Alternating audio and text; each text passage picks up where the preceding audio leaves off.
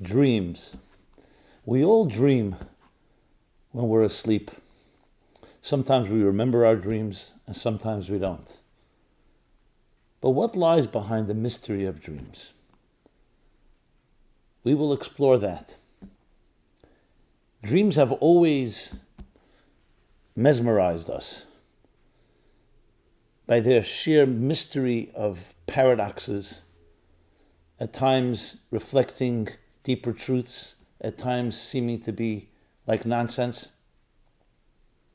and all intermeshed like a snowball. Psychologists, poets, romantics, all talk about dreams. Let's dig deeper. A dream gives us a glimpse into what is going on behind the curtain, under the dashboard, into our inner subconscious or superconscious psyches. So please join me as we discuss the Kabbalah of Dreams and learn about a dimension of yourself that often remains concealed on the surface level.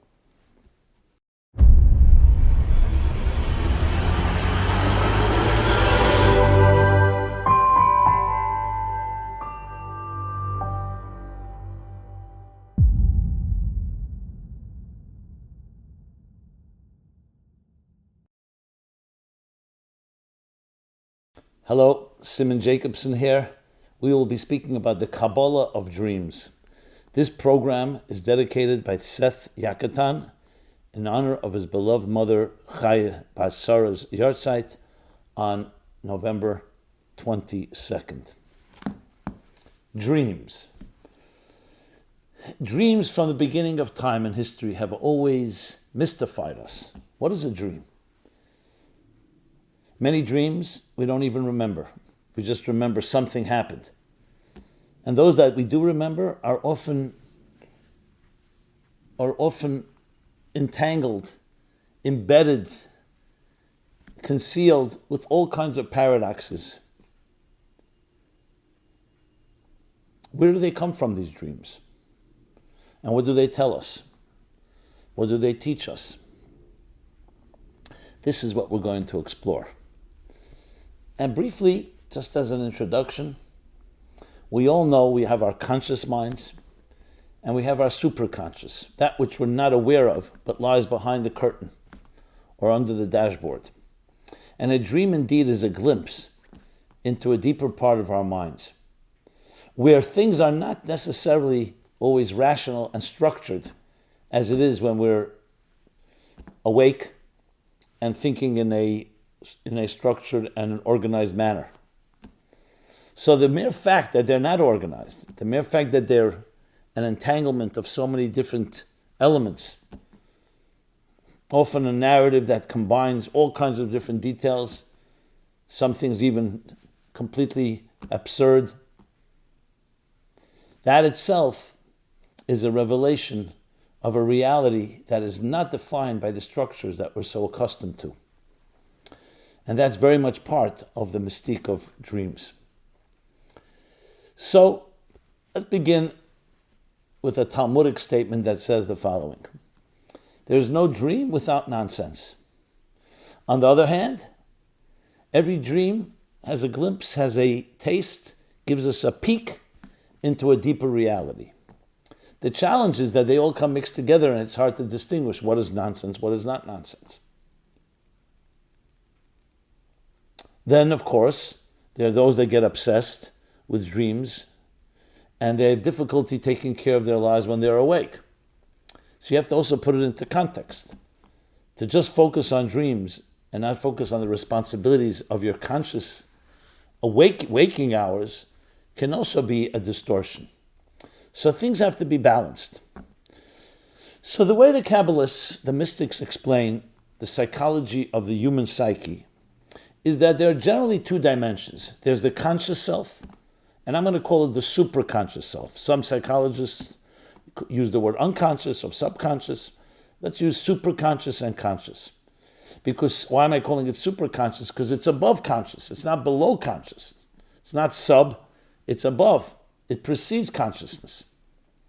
which means that in our minds, there's what we're aware of. What you're aware of right now, listening to me speaking, or other things that you may be reading, or conversations you have, or just your general thought process, is your conscious life.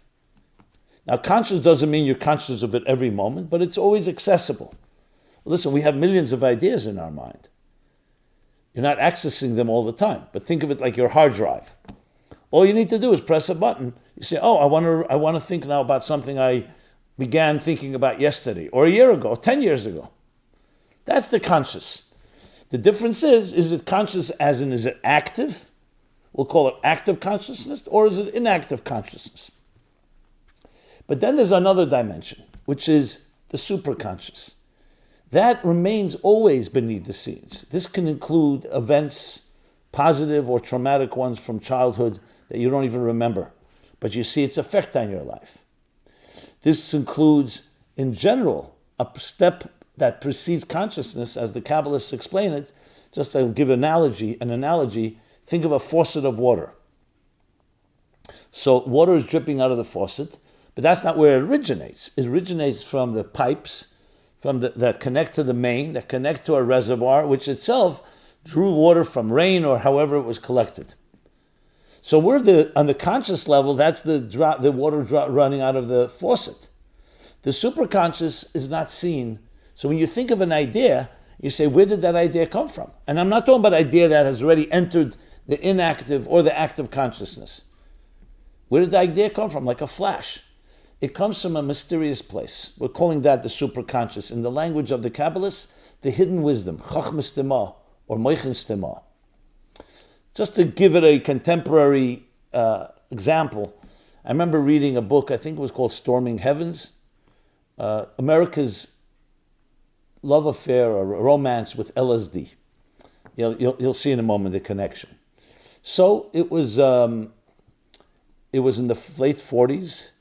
Professor, it wasn't a professor, he was a chemist, worked in Dr. Hoffman, Albert Hoffman, I believe his name was, worked in Switzerland, in either for Pfizer or one of the pharmaceutical companies, and he was seeking to find a drug that would induce or simulate madness, what was called madness in those days. Today we would call it chemical imbalance or other names for mental health challenges. He was looking for something, and he was trying to create a synthetic drug that would induce it. Now, you couldn't just experiment on anybody, so he experimented on himself. And what he did was, because he didn't know what would happen, he was always at risk. He may take something that would really kill him. So he had a tape recorder, wherever, both in his lab and in his home, as well as notebooks. So in case something was happening, some type of shift of consciousness, he would immediately record and write notes as long as he was conscious. So that way, no matter what happens, there'd be a record of what took place. Well, long story short, he experimented, and he finally came with some type of chemical combination, which would later be called LSD, which is an acronym for the chemicals that he had mixed together. And he was going home for lunch, when he had ingested this chemical, this synthetic, and he was riding on his bicycle in Switzerland, and the way he documents it is that he was riding on a bicycle in a very beautiful, hedges were on both sides. There was a path that went with many, many trees and hedges, and he was going home. As he was riding on his bicycle, he suddenly feels some shift. He looks around, and the hedges are beginning to pulsate. And he looked at the sky, and the sky began to change colors. And slowly he was having this first psychedelic experience, which he didn't know at the time what it was. Basically seeing things in colors and sounds and everything being exaggerated and amplified. And he was like completely blown away. By the time he got home, he was in a stupor, he was in a state, and he turned on the recorder and took notes, whatever he was capable, and then he passed out. But then he was revived. This was the first LSD experience, acid trip. Now, what he wrote down was, and I don't recall the details, was that to him, this was a peek into the superconscious. He didn't use the word superconscious, where things melt and do not have the regular structures that we're usually accustomed to. An example I gave earlier about the faucet. When the faucet is running, it's regulated, it's gauged, it's flowing in a very organized way. But behind the scenes lies this reservoir of water. So it's not one big jumble, but it's far greater than the conscious flow, which is a limited flow that we can relate to. So in a sense, really madness, as he called it, or that state of accessing that is actually closer to reality than our conscious minds. Our conscious minds are like a faucet. It's actually limited reality. But the fact is we cannot exist in the superconscious because it would be too overwhelming. And you see, in a sense, when we say there's a very thin line between madness and genius, what are we saying? We're saying essentially is that madness is things so disorganized that overwhelms you. Genius is that channel is open, the faucet is open, but not to the point where it breaks and it just begins to flood. You know, when you see a faucet breaks down, then it just floods. But let's say it's almost to the point of flooding, that would be genius. You go a little step over and it turns into madness. Another example, you may have seen that TED Talk in the book, The Stroke of Genius, by a neuroscientist, and she talks about her stroke. She went into neuroscience because of her brother had schizophrenia. So that was her passion, wanted to understand the mind. And then she had a stroke that affected her left brain. And therefore, the right brain was functioning, but the left brain wasn't. Now, the difference between the left brain and right brain, she explains, the left brain is the details. Let's take an example. When you're brushing your teeth, you have a brush, you have your fingers, you have your mouth. If you're on the left brain, she said, I was able to see the toothbrush, the toothpaste, but I could not take it to me because I couldn't focus on the details. The right brain connects everything. So in effect, when anything we're doing has two aspects to it. There's the details that are necessary, but then there's the connection.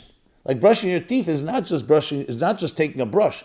It's taking the brush to your mouth. There's something that needs to create a sequence. If you only had details, they'd all be disconnected. So very much life is a combination of details, but then there's a so-called a conglomerate, a synergy between the details. The right brain focuses on the synergy, the left brain focuses on the details. And you need both. You need a vision to build a house, but then you need bricks and mortar and all the details to build it. One without the other is lacking. So in a healthy human being, they both work together. In a sense, the peek into the right brain gives you a sense of where everything melts into one, where you just see the oneness of things. Well, let's bring it back to dreams. A dream is a peek into that superconscious. That's what a dream is. And that's precisely why it doesn't make sense to us. Because we are used to structure. If someone said to you right now, read a 500-page book in a minute, you'd say, no, I can't read it in a minute. I'm not just talking about the speed of reading. The way our minds process is line by line, paragraph by paragraph, chapter by chapter, until we finish the story, the narrative. That's how the mind is able to contain things. If in some way the mind did not have that compartmentalization, we would go crazy. In many ways, depression and high levels of anxiety is somewhat of a chemical imbalance. What's a chemical imbalance? Think of the mind as compartments. Something really negative happens to somebody. A loss, a death, a trauma. So at the moment, we're overwhelmed and shocked. Very difficult to function in trauma. What happens in time, in healing, the catharsis, that we begin to compartmentalize. A loss, a death that happened a year ago, 2 years ago. Yes, it's still in our consciousness, in our inactive consciousness or active one, but it's the compartmentalization of our chemicals allow us to let it recede and we can focus on other things in life. Imagine you cannot in any way in any way minimize or diminish the intensity of a traumatic experience. That there's no forgetfulness. It's as if you're living in it, even if it happened 20 years ago. What they call post-traumatic syndrome, PTSD. What happens? The trauma is still living with you. That means that the compartments are not completely compartmentalized. We need compartmentalization to be sane.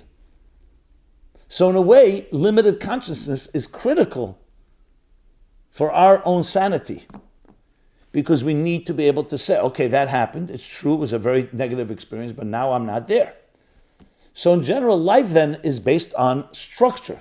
So yes, you do have memories and you do have some general narrative, but it breaks into details. The left brain, right brain, and we need both. If somebody is in a place where there's no compartments, they can simply not function. That's where people's minds are racing. They completely lose it because so much is happening. So the other side of it is people who compartmentalize very well.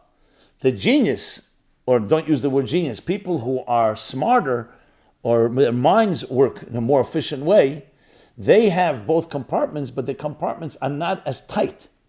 So they're not very narrow. They connect things very well, but not to the point where they lose the compartments. So like anything in life, the human body, for example, is made up of many components. The healthy body has to have, each component has to do what it needs to do. The mind, the heart, the liver, the lungs, and so on. If they would lose sight of their own identity, we would not be able to function.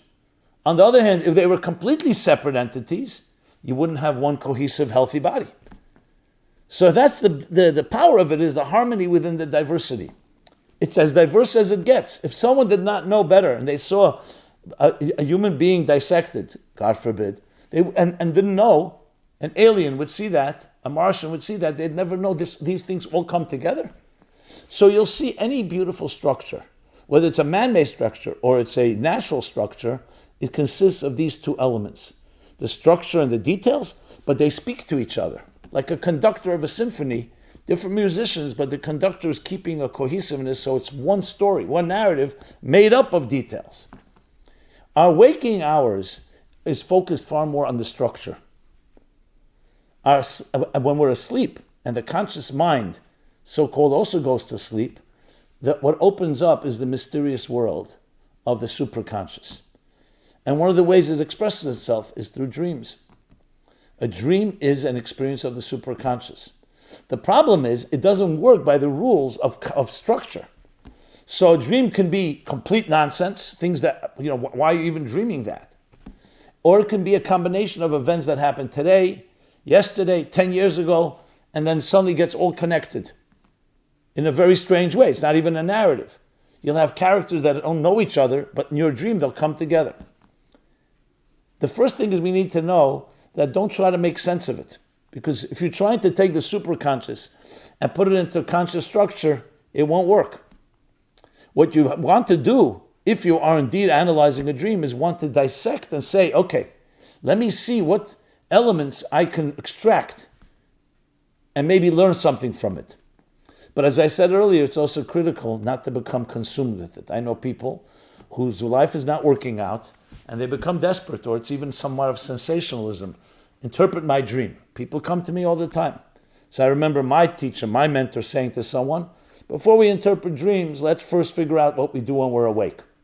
Now, of course, we have dreams. We have dreams in the Bible, Jacob's dream. We have Joseph's dreams, interpretation of dreams. But that's only in addition to a responsible conscious life. If you don't have your conscious life in order, to go to dreams can be a form of escapism. Just like many things, when things are not going well, we escape. So it has to be put into context. On the other hand, dreams do give us a glimpse into that superconscious state, and it has, as I said, sometimes you'll never figure it out, sometimes you could get something.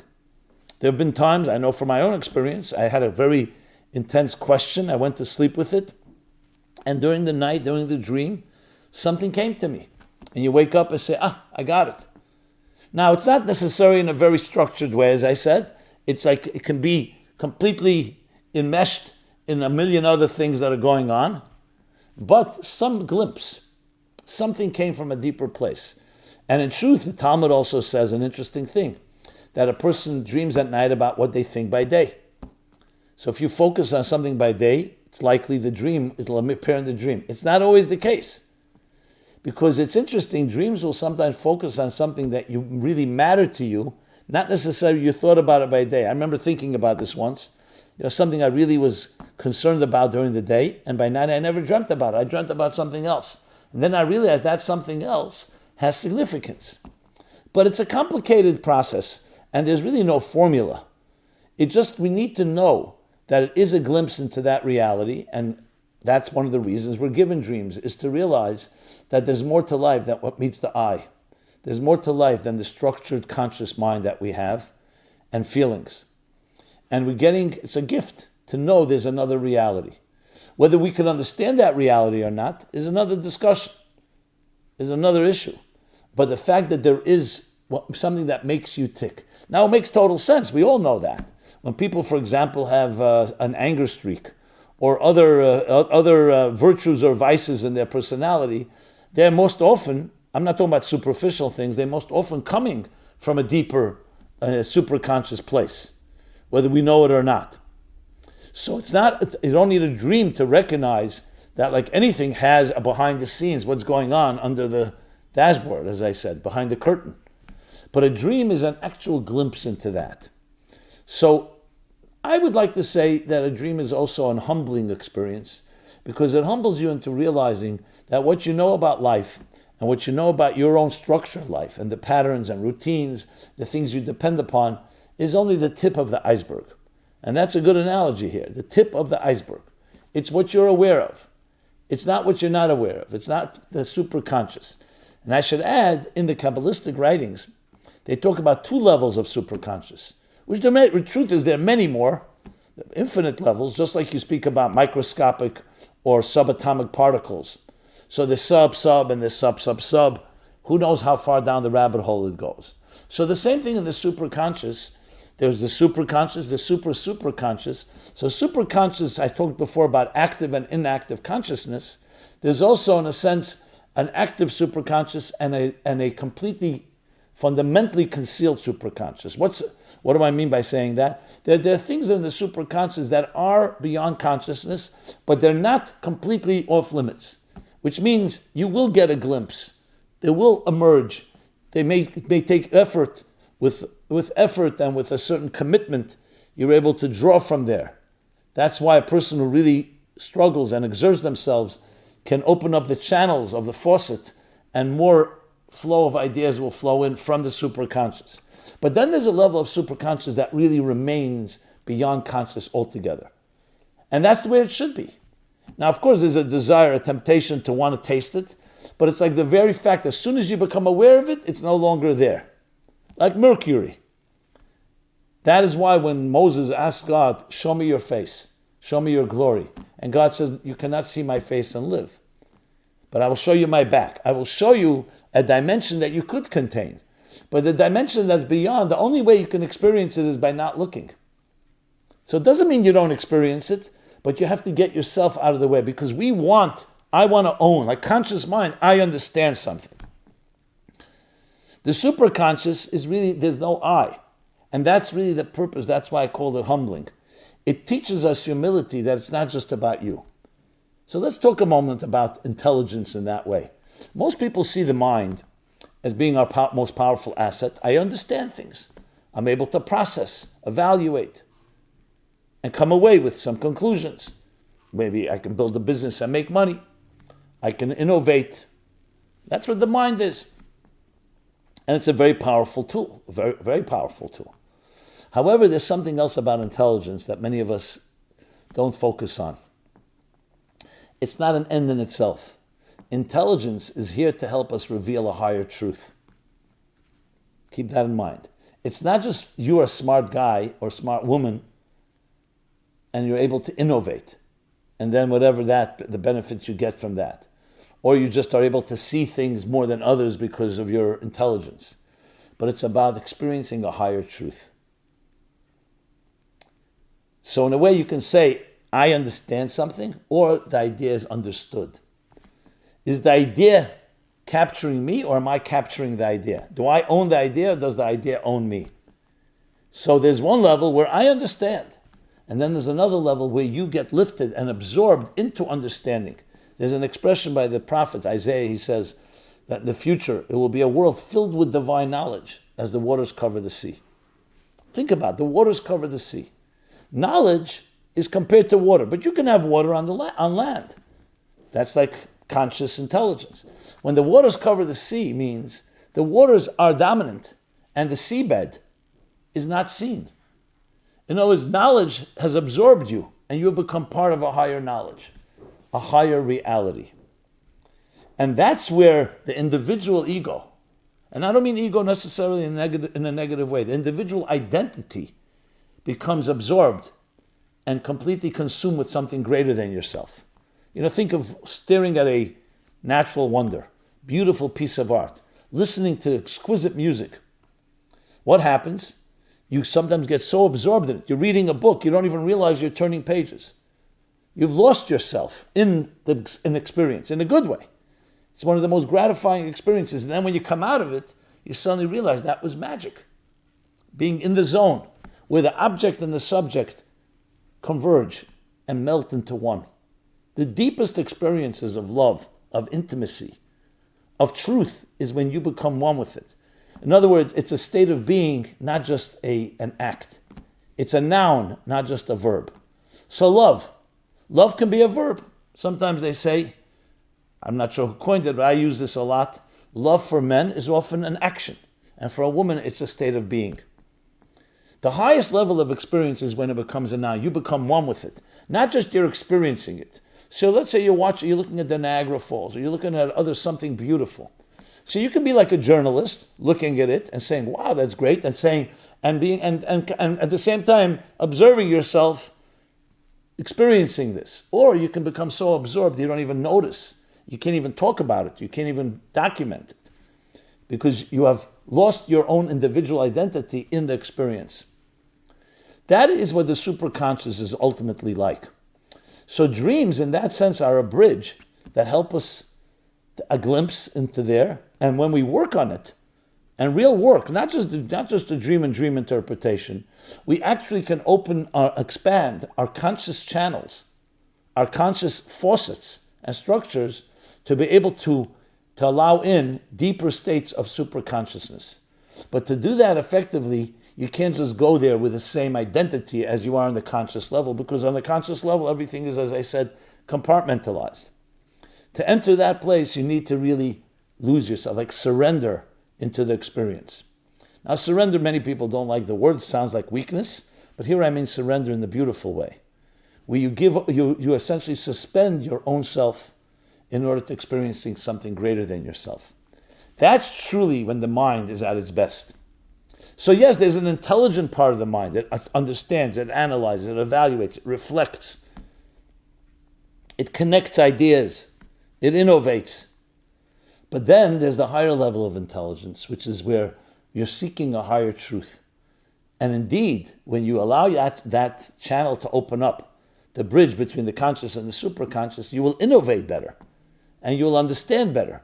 Because it's not understanding alone, it's experiencing, it's drawing down, channeling a higher reality, a higher truth. And that's how the Kabbalists explain the relationship between, they call wisdom, chachma, and chachmas tema, the hidden wisdom, the conscious and the superconscious. And indeed, the superconscious as well, which does not manifest in a conscious way, but it's still at work. It's just not working on our terms. So in a way you can say the conscious is on our terms, it's compartmentalized, it's structured, I understand it.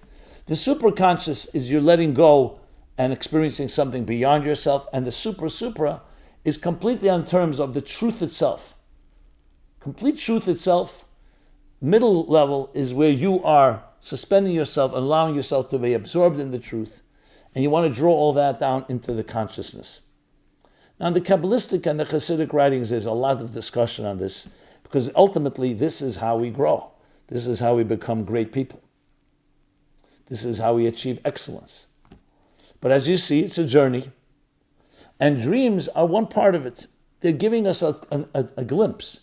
It's like giving you a peek, a sneak peek into a world that's beyond our regular structures. And sometimes we could find some meaning in it and interpret it, and many times we can't. But that's fine. Even if you can't, it's also a peek. And maybe it's just the humbling fact that there's another reality that you don't understand. Nothing wrong with that. It's like standing on a mountain where you're no longer on a plateau or in a valley, and you see a vast horizon beyond your scope. You look into the sky, to the heavens, solar systems, beyond solar systems. Richard Feynman, the physicist, spoke about the vastness. That vastness itself is a humbling experience. It means there's a reality greater than ourselves. He came to the conclusion that he was wondering why, is there a God? Why would God create so much empty space, or empty so much space that nobody's using?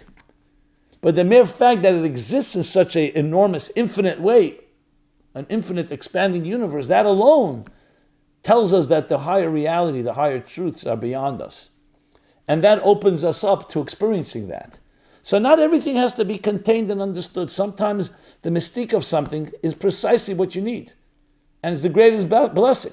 You try to understand as much as you can, and then you open yourself up and surrender and allow yourself to be absorbed in something beyond you. When you hear a beautiful piece of music, that's what happens. You don't need to evaluate it and dissect it. In many ways, you compromise its very integrity, its purity, when you start doing that. Mystique is something great to embrace. And dreams, the mystique of dreams, open us up to that reality, as do other experiences that open up the door, the hidden door. William Blake said, as the doors of perception are cleansed, when the doors of perception are cleansed, you see everything the way it is. Oneness, infinite oneness. So that is really a mystical concept that goes back into the ideas we're talking about. But we don't just want the infinite oneness, we want the infinite oneness channeled into the finite structures of our existence. So that, my friends, is somewhat of a take on dreams, the Kabbalah of Dreams, and how it relates to us in our personal lives. And I want to bless you all to open up those channels, be enriched, and allow yourself to be absorbed into higher experiences. Not everything has to be owned. You know, we live in a fast food society, instant gratification. We want to own everything, acquire things, acquisitions. Some things best experienced, the truest things, truth, soul, love, higher truths, higher realities are best experienced when we let go and just allow it to emerge instead of us grabbing. You can't pull a flower out of the ground. You have to let it emerge. And there's a process and emergence. You water it, you nurture it, and then it emerges. That's how the superconscious and the conscious work with each other. So everyone, have pleasant dreams. Learn, let it open up those channels, learn from them, and may you experience the greatest vistas of fusing the infinite and the finite. This has been Simon Jacobson, meaningfullife.com, where you can find more such materials. This program and all the programs are all archived there. We have a wide array of options. Please check it out, meaningfullife.com. I'd love to hear feedback, your thoughts, your comments, your suggestions. And of course, please share this if you see fit, if you see it fit with friends, others, because it's about a ripple effect of each of us as individuals connecting together in a greater synergy. Be well and be blessed. Thank you. This program is brought to you by the Meaningful Life Center. Please help us continue our programs. Make even a small contribution at meaningfullife.com/donate.